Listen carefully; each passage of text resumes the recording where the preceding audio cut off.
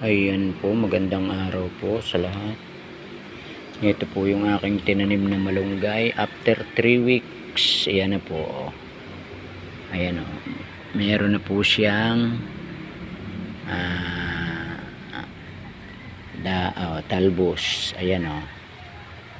Ayan na, buhay na po yan. Ay, mga ilang linggo lang, pwede nang talbusan yan. Ayan o. Buhay na. After 3 weeks po yan mula nung itinanim ko. Ayan buhay na. Mayroon ng libreng talbos ng malunggay. Hindi na bibili siya plengke. Ay, buhay na. Ayan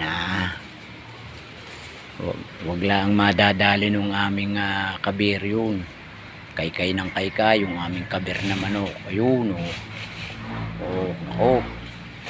yung aking tanim na papaya ay napagtukaan dahon, kalbo. Ayan, after 3 weeks po, ayan po yung aking tinanim na malunggay. Yung isa po ay buhay na rin po. Dalawa po yung tinanim ko. Yung isa po ay buhay na rin po, pero hindi pa ganyan kalago yung dahon. Babago pang nasibol. Ayan Ayan.